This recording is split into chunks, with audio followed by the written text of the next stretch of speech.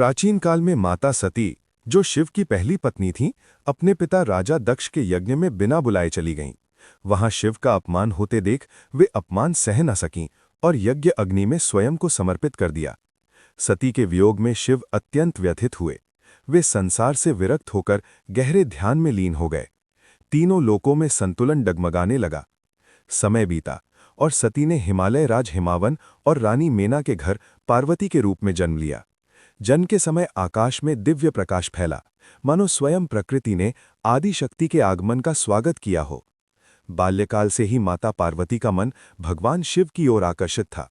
वे मिट्टी से ही शिवलिंग बनाकर उसकी पूजा करतीं, ओम नमः शिवाय का जाप करतीं और मन ही मन शिव को पति रूप में स्वीकार कर चुकी थीं। जब वे युवती हुईं, तब देवताओं को स्मरण हुआ कि तारकासुर नामक असुर का वध केवल शिव पुत्र ही कर सकता है।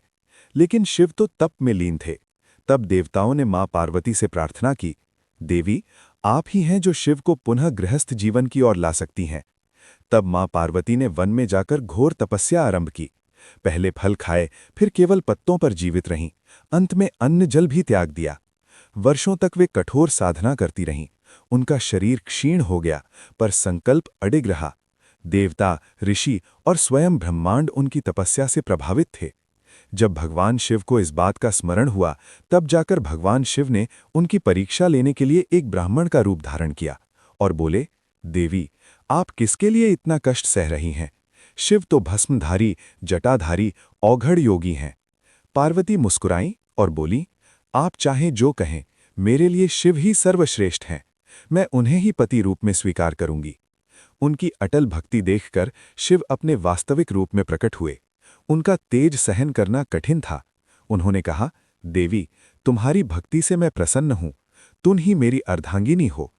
यह बात की जानकारी होते ही सारे देवतागण प्रसन्न हो गए और भगवान शिव मां पार्वती के विवाह की तैयारी शुरू हो गई। हिमालय में विवाह की तैयारी होने लगी। देवताओं में हर्ष छा गया। स्वयं ब्रह्मा जी ने मुहूर्त निकाला, विष्णु जी ने व्यवस्थाएं संभाली। जब शिव बारात लेकर चले तो दृश्य अद्भुत था। भूत, प्रेत, गण, योगी, नाग, देवता सब बारात में शामिल थे। शिव का रूप जटाओं में गंगा, मस्तक पर चंद्रमा, शरीर पर भस्म, गले में सर्प, हाथ में त्रिशूल। माता मेना यह रूप देखकर घबरा गईं। मैं अपनी कोमल पुत्री का विवाह ऐसे वर से कैसे करूं? तब शिव ने अपना दिव्य, सौम्य और सुंदर रूप प्रकट किया। उनका तेज सूर्य के समान, मुख चंद्र जैसा शांत। यह रूप देखकर सबके मन में आनंद भर गया। वेद मंत्रों की ध्वनि गूंज उठी। हिमालय राज ने कन्यादान किया। पार्वती ने शिव के गले में वरमाला डाली। अग्नि के समक्ष 7 फेरे हुए। हर फेरे के साथ एक वचन, एक संकल्प। देवताओं ने पुष्प वर्षा की। तीनों लोकों में आनंद छा गया। शिव और शक्ति का मिलन हुआ। यह केवल विवाह नहीं, सृष्टि के संतुलन का पुनः स्थापित होना था।